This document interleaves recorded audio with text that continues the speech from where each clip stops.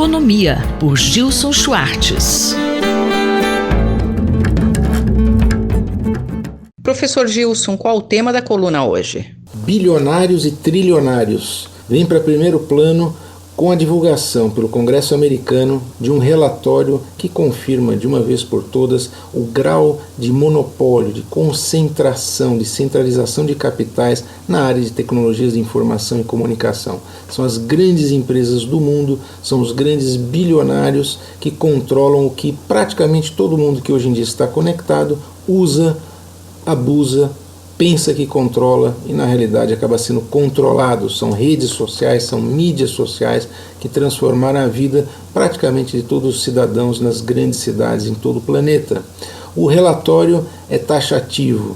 Em cerca de 450 páginas, a palavra monopólio aparece em média a cada 4 páginas. As evidências estão ali, colhidas não de forma subjetiva, mas através de uma rigorosa metodologia de pesquisa sobre o grau de concentração econômica das chamadas plataformas ou economias de plataforma.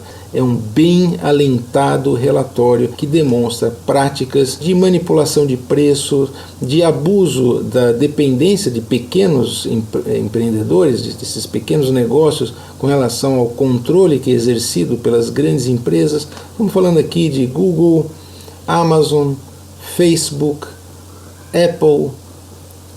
O relatório não deixa dúvidas de que é preciso fazer alguma coisa. A divergência, obviamente marcada também pela contraposição entre republicanos e democratas, é o que fazer, como fazer, com qual intensidade, com qual grau de intervenção do próprio Estado. A recomendação básica é que é preciso fortalecer as agências e os mecanismos institucionais, o marco regulatório do controle da concentração de poder econômico. São 3 conceitos que andam juntos. Professor, quais são esses conceitos? Concorrência, inovação e democracia. Quanto mais os mercados são controlados por grandes empresas, menor a concorrência, menor a inovação e, portanto, ameaça à própria democracia por uma simples razão. Os consumidores, em primeiro lugar, ficam sem opção. Muitas vezes eles mudam de marca, mas as marcas pertencem à mesma empresa. Por exemplo, se você já decidiu sair do Facebook para ir para o Instagram, você continua na mesma empresa. Os dois são propriedade desse gigante das redes sociais. Essa é uma das questões, inclusive, que está presente no relatório. Esse crescimento feito apenas pela compra de concorrentes ou pela compra de empresas menores, ele é um processo que se autossustenta. A empresa que está com as ações em alta muitas vezes compra e paga em parte com ações da própria empresa uma participação naquela outra que está sendo comprada. Essa fusão passa sem muito critério pelas autoridades que deveriam controlar esse processo e quando a gente vê, apenas por um mecanismo especulativo, acionário, o controle passa a ser exercido por um número cada vez menor de bilionários. É o que mostra também os indicadores de bilionários do mundo que, com um pequeno detalhe, aumentaram as suas fortunas bilionárias exatamente no momento em que o mundo ingressava na maior recessão e na maior crise sanitária, provavelmente da história do capitalismo, sem precedentes. As empresas digitais e muitos dos bilionários que estão no topo da lista dos mais ricos aumentaram o seu faturamento. O que fazer, como enfrentar esses desafios, é aí que a briga entre os partidos, o republicano e o democrata, se acentua. Para os democratas é preciso, inclusive, quebrar em vários pedaços essas grandes empresas, fortalecer muito o marco regulatório. Para os republicanos é bom fortalecer o marco regulatório, mas sem mexer na propriedade privada e no mérito daqueles que conquistaram o mercado, porque foram competentes para isso. Entre esses dois polos fica exprimido o pobre consumidor e o incauto cidadão. Semana que vem voltamos com mais comentários sobre tendências na economia, na política e na tecnologia do Brasil e do mundo. Eu, Simone Lemos, ouvi o professor Gilson Schwartz. Economia, por Gilson Schwartz.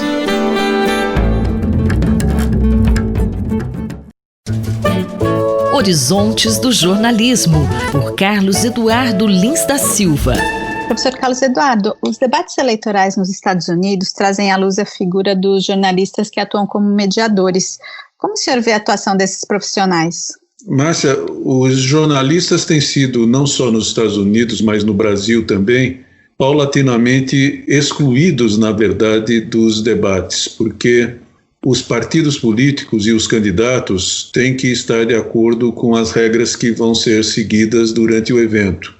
E eles têm feito sempre, cada vez mais, o possível para impedir que os jornalistas cumpram o seu trabalho. O seu trabalho, basicamente, de fazer perguntas, estabelecer os fatos e fazer com que os entrevistados respondam às perguntas feitas. O que nós vimos nos 2 primeiros debates da atual temporada eleitoral americana foi que os 2 moderadores, o Chris Wallace no debate entre os candidatos a presidente e a Susan Page no debate entre os candidatos a vice-presidente, não fizeram bem o papel de jornalistas. No primeiro caso, do Chris Wallace, isso foi quase impossível pelo comportamento absolutamente sem educação e sem nenhum princípio de civilidade que o presidente Trump resolveu adotar. O presidente não deixava o ex-vice-presidente, seu atual adversário Joe Biden, falar, atropelava, gritava, e o Chris Wallace, o jornalista, não foi capaz de colocar ordem naquela confusão. No caso da Susan Page, no debate dos candidatos a vice-presidente, ela fez ótimas perguntas. Quase todas as perguntas dela eram muito objetivas, muito diretas. Mas nenhum dos 2 candidatos respondeu às melhores perguntas que ela fez. E de uma forma desavergonhada, simplesmente não respondiam à pergunta. E a Susan Page não fez o dever do jornalista, que é o de interromper a pessoa que não está respondendo a pergunta e deixar claro para o público: esta não foi a pergunta que eu fiz. O senhor poderia, por favor, responder a pergunta que eu fiz? Ela não fez isso nenhuma vez e, por isso, eu acho que o desempenho dela, apesar de ela ter pensado excelentes perguntas, foi um desempenho fraco. Existe essa questão do mediador chamar a atenção se a pergunta foi ou não respondida. Existe também a questão da pessoa que está no debate, ela trazer informações equivocadas que também poderiam ser corrigidas. Mas o formato impede isso. O que fazer, professor? Impede em parte, não é? Em 2012, no debate entre Barack Obama e Mitt Romney, a mediadora, que foi a jornalista Candy Crowley, da CNN, ela fez uma coisa que talvez não tivesse previsto nas regras. O Mitt Romney, que era o candidato de oposição ao Barack Obama, disse que o presidente Obama havia declarado na Casa Branca que um ataque a um consulado americano em Benghazi não tinha sido um ato terrorista. O presidente negou, ele disse: não, eu não disse isso.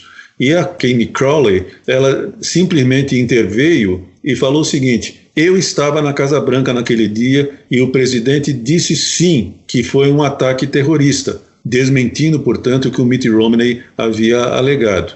E com isso ela estabeleceu a verdade.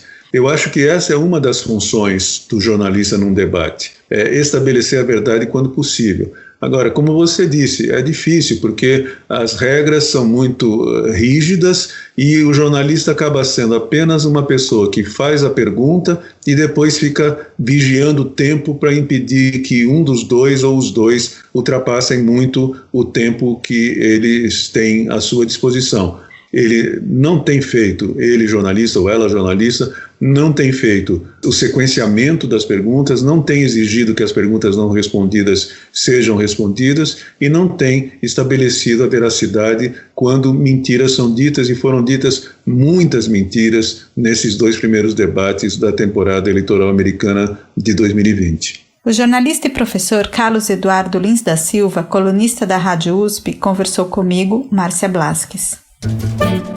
Horizontes do Jornalismo, por Carlos Eduardo Lins da Silva.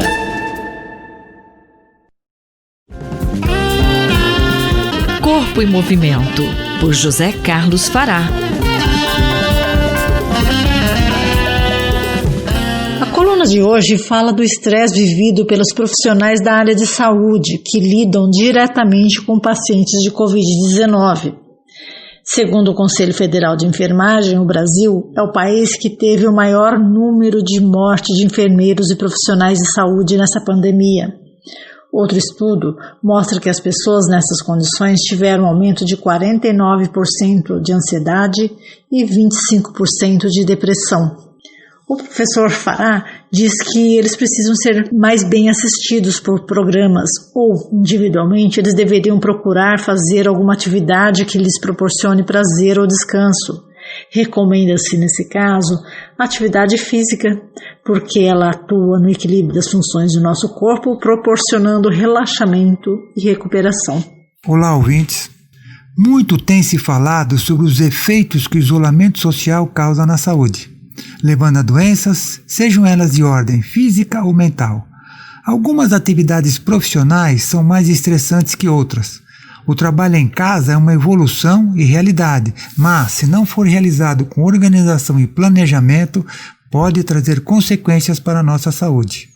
Mas destaco aqui a atuação dos profissionais que atuam na área da saúde, especificamente os enfermeiros e enfermeiras e os técnicos e auxiliares de enfermagem, que não têm a opção de trabalhar em casa e estão na linha de frente e trabalhando diretamente e constantemente com os pacientes e têm um papel fundamental no combate à pandemia. Segundo dados do Conselho Federal de Enfermagem, o Brasil é o país com mais mortes de enfermeiros e profissionais de saúde devido à pandemia. Em outro estudo publicado pela Revista Brasileira de Enfermagem, afirma que nessa situação de enfrentamento direto houve um aumento de 49% na ansiedade e 25% na depressão entre esses profissionais. A Organização Mundial de Saúde também cita que a pressão e o estresse nesses profissionais podem levar ao esgotamento físico, que é a chamada síndrome de Burnout. São considerados grupos de vulnerabilidade e devem ser assistidos porque o adoecimento desses profissionais de saúde coloca em risco a população, tanto pelo risco de propagar a doença quanto pela sobrecarga nos serviços. Além dos medos que todos nós temos e dos efeitos do isolamento, esses profissionais convivem diariamente com pacientes acamados e que muitos, infelizmente, não se recuperam. Mas nessa situação de pandemia, os cuidados devem ser os mesmos para todos, como dar atenção ao bem-estar, realizando atividades de lazer e de descanso, convívio com a família e buscar ajuda profissional quando necessário. Nessas situações de estresse intenso, a atividade física é muito recomendada, porque atua no equilíbrio das funções do nosso corpo, recuperando, recompondo e relaxando, para que possamos enfrentar o dia a dia, que no caso desses profissionais é muito difícil e doloroso. Professor Fará, que tipo de atividade pode ser recomendada? Em princípio, qualquer atividade que a pessoa goste, mas recomendaria atividades aeróbias, de leve a moderadas, para não causar mais estresse, como caminhar, correr, nadar, remar, dançar, entre muitas outras, sempre associadas com o prazer de realizá-las. O prazer é importante, porque esses profissionais, quando acabam seus turnos, estão muito cansados e ainda quando chegam em casa, dão atenção à família. Como já disse, é importante buscar formas de relaxamento e recuperação para que se possa enfrentar um novo dia. E a atividade física proporciona esses efeitos de forma prazerosa. Este é José Carlos Fará, falou comigo, Ivanir Ferreira, para a Rádio USP. Anote aí, se você tiver alguma dúvida ou queira mandar alguma sugestão para essa coluna, envie um e-mail para ouvinte@usp.br, aos cuidados do professor Fará. Corpo em Movimento, por José Carlos Fará.